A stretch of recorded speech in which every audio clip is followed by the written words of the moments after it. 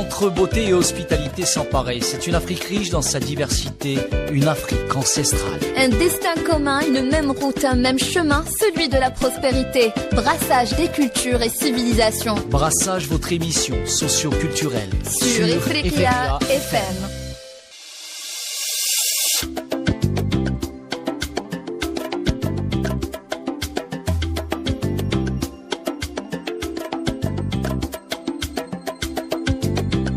Messieurs, bonjour et bienvenue dans la deuxième partie de Brassage où nous nous plongeons au cœur des richesses culturelles de la Tunisie.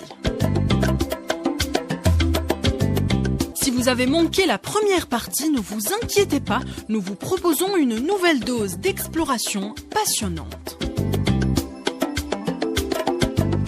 Cette fois-ci, nous allons plonger dans le monde de la musique envoûtante, de l'art inspirant, des danses rythmées et des exploits sportifs qui font vibrer le pays. Avec nos chroniqueurs à nos côtés, découvrons ensemble la culture vivante de la Tunisie.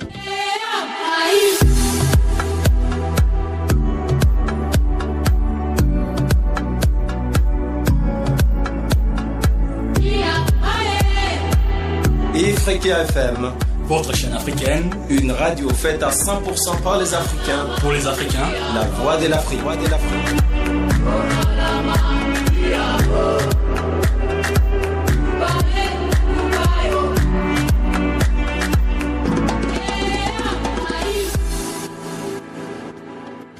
Petit tour de table pour vous présenter les chroniqueurs qui sont avec moi dans le studio. André Molélé, bonjour.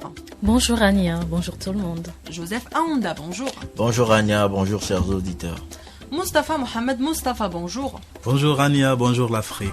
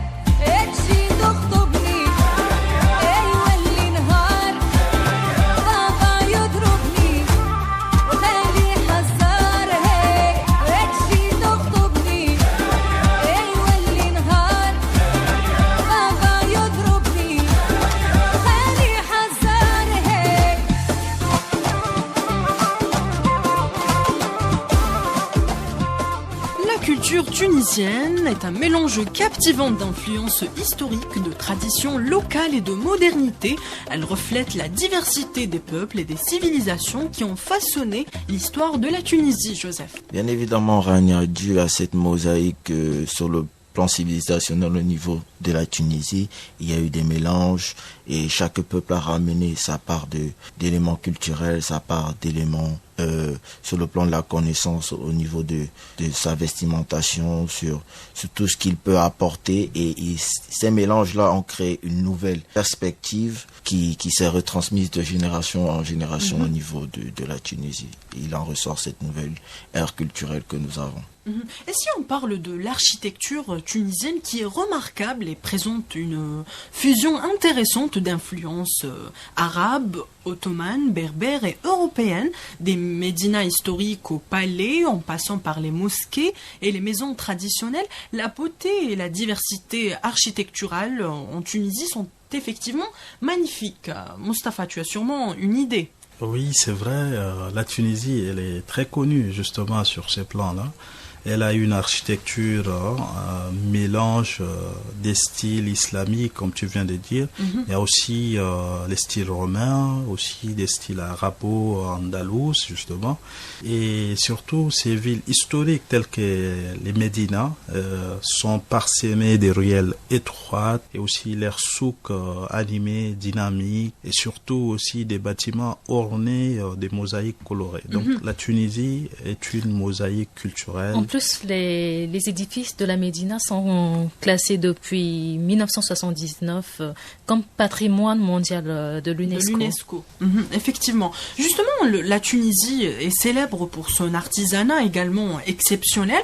D'ailleurs, l'artisanat tunisien est réputé pour sa qualité et sa beauté. Les souks et marchés locaux offrent une variété captivante d'articles artisanaux qui reflètent l'habilité et la créativité des artisans tunisiens. André. Oui, en parlant de l'artisanat, jusqu'à aujourd'hui, comme dans plusieurs pays d'Afrique, l'artisanat est encore mis en valeur. Et en Tunisie, on voit, il y a la poterie, il y a les tapis qui se font encore de façon artisanale. Qui sont tissés à la main. Tissés à la main. Il y a également des bijoux fabriqués à la main, dont plusieurs et d'autres sont même utilisés pendant les mariages et les fêtes. Et aujourd'hui, quand on va en Tunisie, comme dans plusieurs pays du Maghreb, ce qu'on veut avoir après la visite, bien après une période de vacances, on veut toujours acheter des souvenirs. Si ce sont des ustensiles, ça peut être surtout pour les femmes des vêtements, des sandales qui sont faits de façon artisanale, comme je le disais tout à l'heure. Il y en a plein encore. Et justement, tu as cité les tenues et les vêtements. On peut parler des tenues traditionnelles qui témoignent du riche patrimoine de la Tunisie. Oui. Elles varient en fonction des régions et des groupes ethniques. Est-ce que tu peux nous décrire quelques-unes de ces tenues, Joseph? Bon, au niveau des tenues traditionnelles, nous avons des tenues généralement, ces tenues, elles sont classées de telle sorte que elles font le retracé sur le plan historique. Comme vous l'avez si bien dit, ce qu'il y a de magnifique avec le Maghreb, c'est que c'est des peuples qui aiment garder les valeurs artisanales. Donc, sur le plan traditionnel, ils aiment comme l'avaient fait leurs aïeux. Donc nous allons revoir des tissus qui sont similaires parfois à ceux de l'Algérie, mais différents dans le sens où il y a une plus-value qu'on a ajoutée qui est partisan du fait qu'elle développe l'idéologie spécialement tunisienne. Mais aussi, ces tenues, c'est-à-dire traduit aussi l'histoire des royautés, justement, à travers plusieurs dynasties qui se sont succédées au niveau du Maghreb. Donc ça, une histoire surtout très ancienne et surtout authentique. Et donc quand on voit aujourd'hui, déjà quand on arrive dans un pays, la première des choses qu'on remarque, c'est l'accoutrement. C'est-à-dire comment ces habitants, ces populations-là s'habillent en fait. Et en Tunisie, on a des types de tenues chez deux sexes. C'est-à-dire chez les hommes, il y a ce qu'on appelle la djebba, un manteau porté lors des occasions exceptionnelles. Spécial. Exactement. Mais il y a aussi les femmes qui portent aussi souvent des robes très longues avec des motifs colorés et aussi des foulards qu'on appelle aussi mlaya. Le mlaya, oui. Le mlaya pour les femmes. Donc c'est très très important.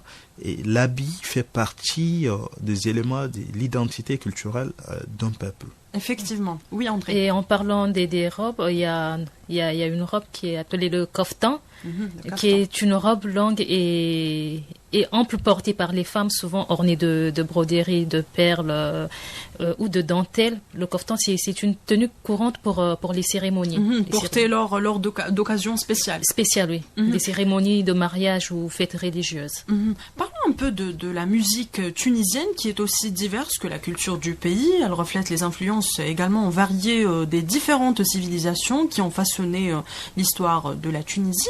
Quels sont les genres musicaux les plus caractéristiques dans ce pays, Joseph?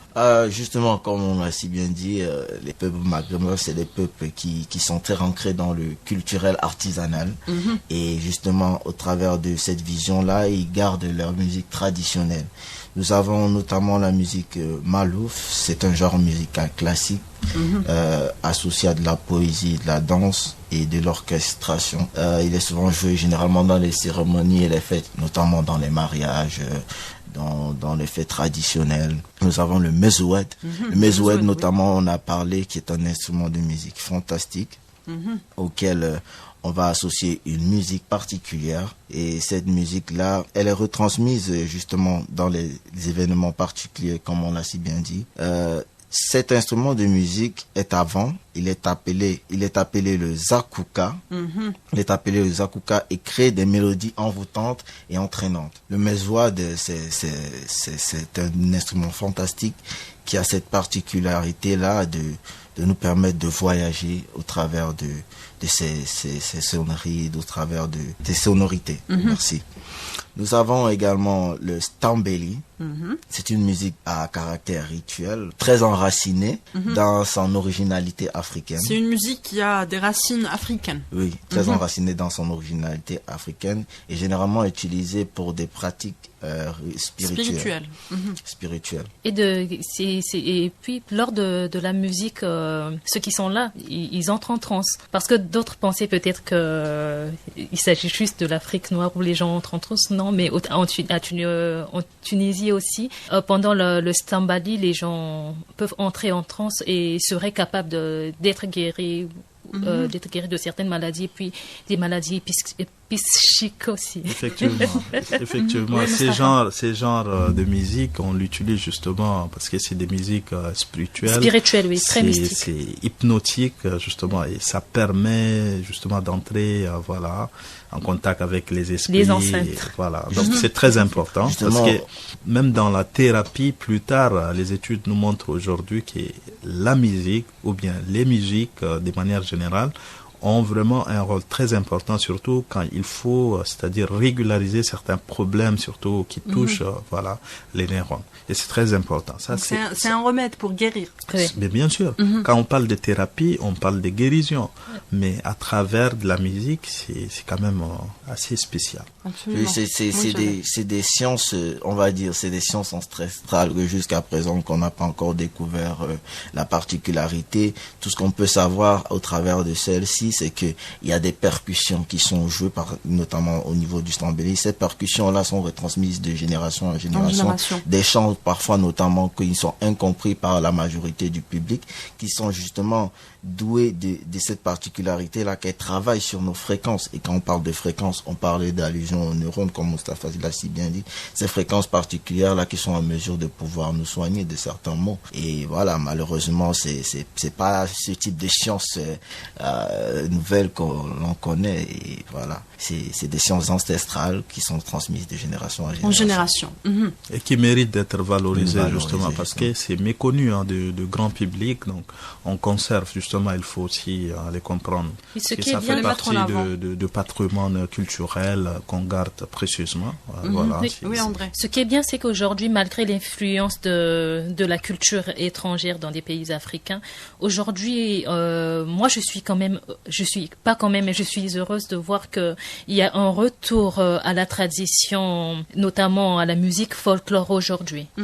Mais justement, la Tunisie a également produit des artistes contemporains dans ces genres variés tels que le pop, le rock, le rap. Certains artistes tunisiens ont gagné une visibilité à l'échelle internationale. En somme, on peut dire que la musique tunisienne est une mosaïque vibrante qui reflète l'histoire, la diversité et la créativité du pays.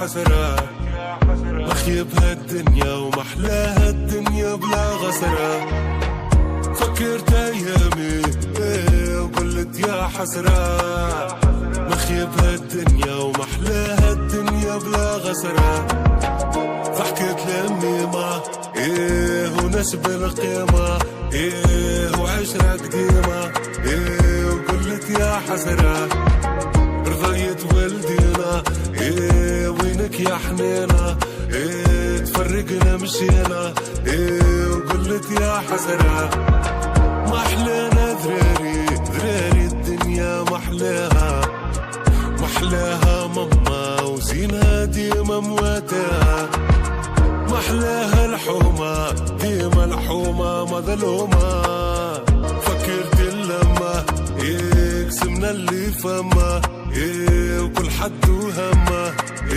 وكنا محلانا واليوم زمامة وبكات الماما خشومات في الشمة شكون اللي بلانا فكرت صحابي حبوا على خرابي عطيتهم ترابي فرشوش وكفرشنا زرابي غيب على روحي ما نعيبش على قرابي رقدت ونحلم وفكت نجري على سرابي وفي غيبوبة وينك يا صحوبة وطلعوا ذيوبة وناس خوانا ريوسنا مقلوبة وقلب بتوبة وايام محسوبة والوقت يخذنا فكرت ايامي وقلت يا حسرة مخيب هالدنيا ومحلاها الدنيا بلا غسرة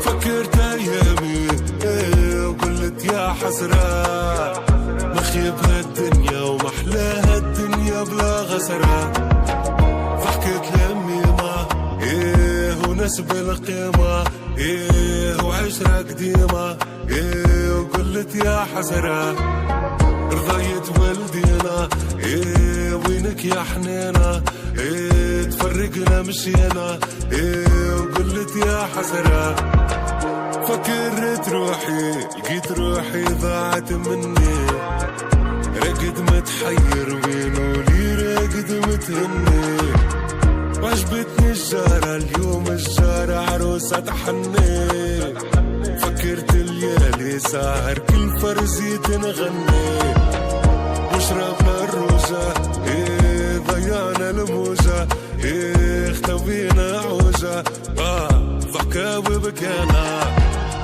بالخير ما يروشة وما حبوشة كلينا الحربوشة والحب كوانا فكرت شبابي ربحت وخسرت تراحي روح للدار امي مالي تكمد لي جراحي فكرت احزاني محلى الدنيا في فرحي مسكينة بلادي الشايخ اكثر من اللي ساحي وصغار مدرينا وضحكوا علينا ما مشينا قرينا مشينا بهوانا واليوم شبينا ضحكتنا حزينة وكل لي وينا نلقى ودوانا فكرت ايامي وقلت يا حسرة مخيب هالدنيا ومحلاها الدنيا بلا غسرة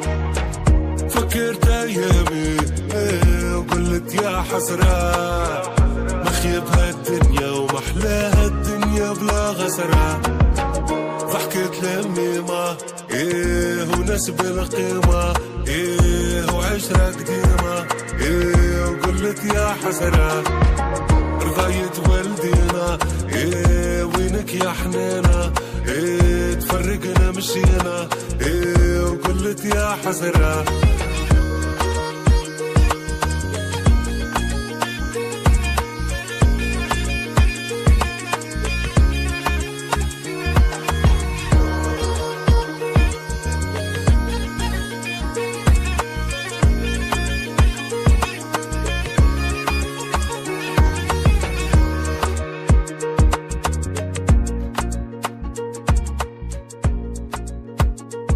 Parler de la musique tunisienne et maintenant on va parler des danses traditionnelles tunisiennes qui sont une expression vivante de la culture du pays.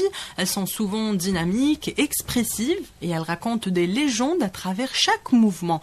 N'est-ce pas Joseph? Justement, qui parle de musique parle forcément de danse.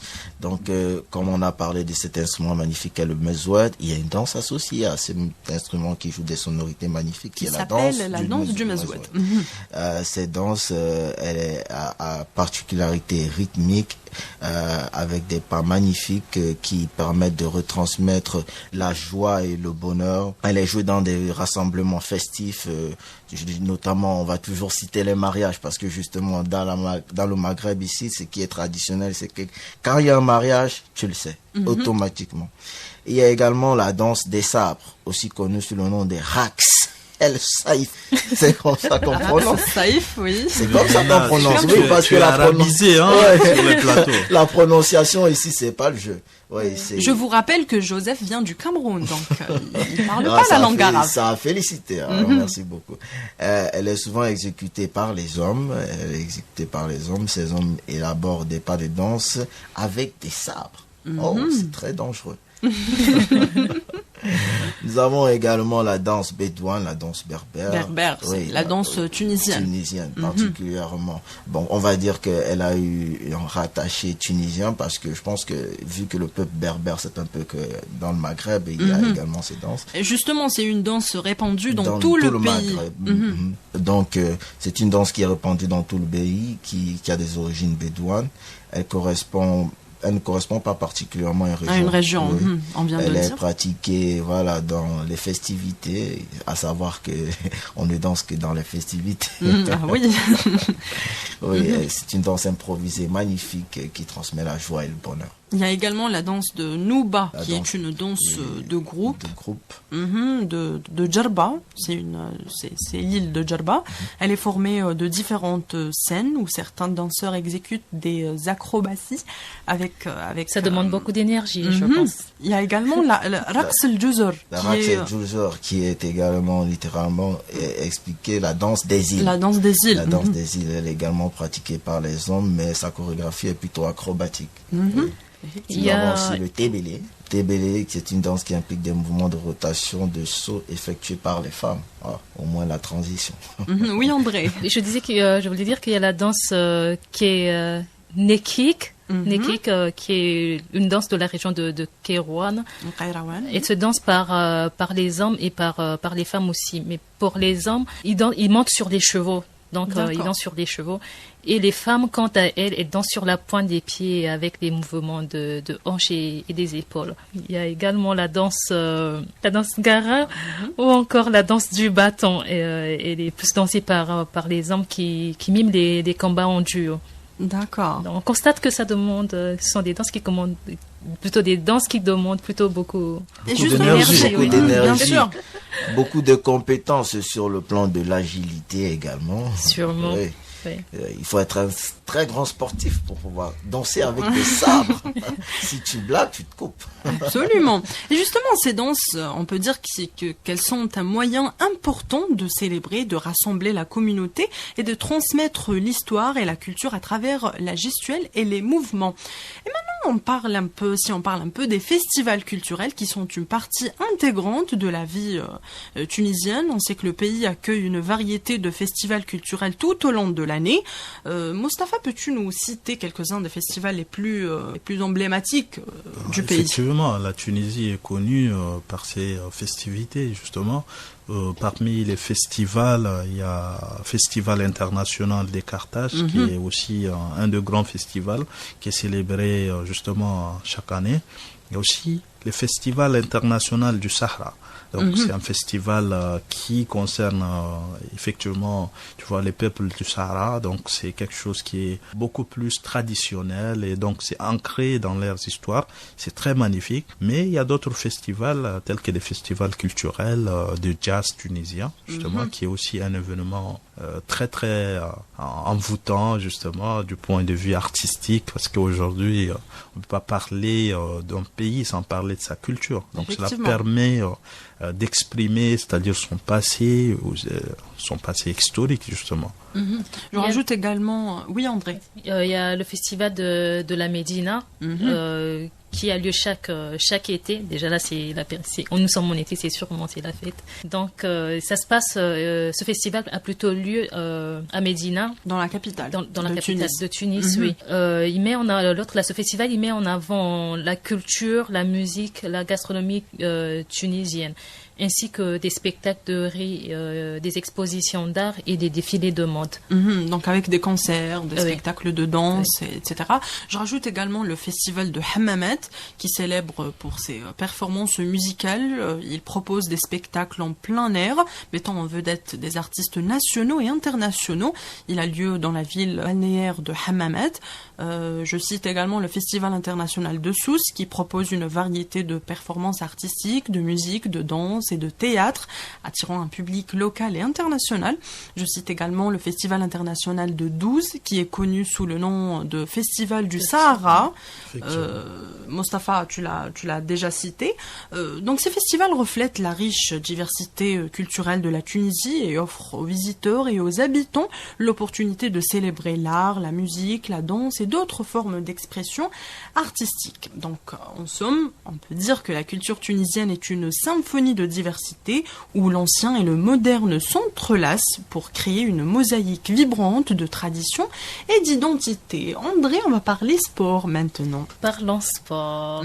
Il occupe une place importante dans la société tunisienne. Oui. Et puis aujourd'hui, comme dans tous les pays, on constate qu'il y a le football qui est mis en avant. C'est le plus populaire. Le plus populaire, oui. Il y a le sport qui est mis en avant. En Tunisie, on retrouve également le handball, mais il y a aussi le sport traditionnel. Oui. Le sport traditionnel tunisien. Tu veux parler des luttes?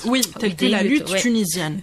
Et il y a aussi les jeux de boules. Les sports boules, justement. Oui. C'est dont je veux parler parce que j'ai été déjà coach de l'équipe nationale du Tchad senior au championnat d'Afrique qui a eu lieu en 2022 à Alger. Il faut rappeler que Mostafa vient du Tchad et André vient du Congo-Brazzaville. Et donc il y avait des équipes qui ont montré vraiment de très grandes performances. Voilà, c'est l'Algérie qui est champion, les pays champions en Afrique l'année passée en 2022. Cette année aussi, ces championnats ont eu d'abord lieu en Tunisie. Donc je crois que les Tunisiens, ils sont très très avancés. Parce que après l'Algérie, c'est la Tunisie en sport des boules. Les sports de boules comprend 3 types de boules. La boule pétanque, rafa et la boule lyonnaise.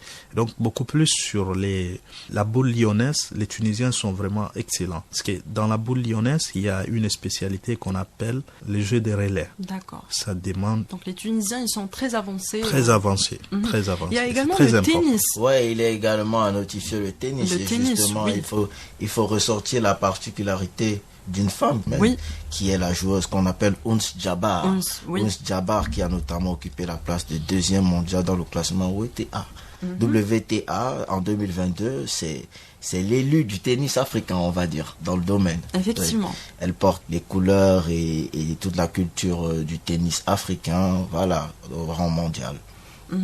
Et c'est ainsi qu'on arrive à la fin de ce 2e numéro. C'est la fin de notre voyage en Tunisie. Je remercie André Molélé d'avoir participé. Merci Joseph. Merci Rania. Merci Mostafa. Merci Rania, c'est toujours un plaisir, d'être avec toi. Le plaisir est partagé. Donc nous avons traversé des déserts de sable, exploré des ruelles pittoresques et dansé au rythme des tambours. La Tunisie a ouvert ses portes pour nous révéler ses trésors cachés et sa culture vivante. Merci à nos chroniqueurs qui nous ont guidés et à vous, chers auditeurs, pour avoir fait ce voyage avec nous. Restez à l'écoute de Brassage pour de nouvelles découvertes culturelles qui continueront à vous captiver.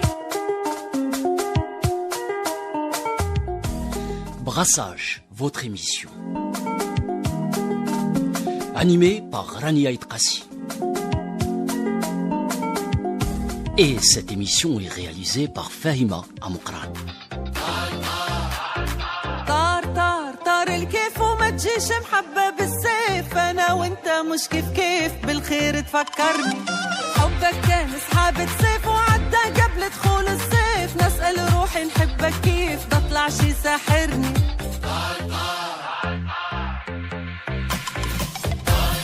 طار الكيف وما تجيش محبة بالسيف أنا وانت مش كيف بالخير وحبك كان سحابة سيف وعدى قبل دخول نسيت اسمك وكتبت ورايا اسمك في صف الغدارة على فكرة اللي عديت معايا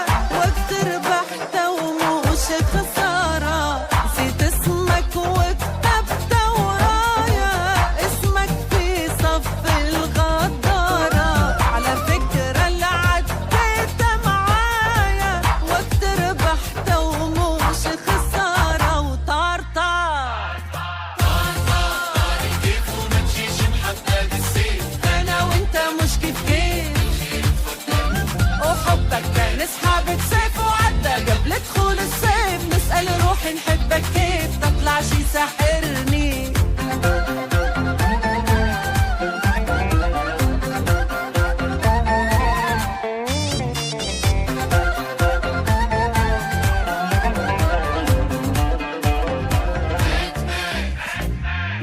مات حبك مات وراك انت بالذات، ماضي وحكايتنا وفات، لا تحاول تقنعني. زايد نحكي في اللي فات ومش وقت نعدي الغلطات، برا خلي عزاها سكات وسكاتك سمعني. مات حبك مات وراك انت بالذات، ماضي وحكايتنا وفات، لا تحاول تقنعني. زايد نحكي في اللي فات ومش وقت نعدي الغلطات، برا خلي عزاها سكات وسكاتك سمعني.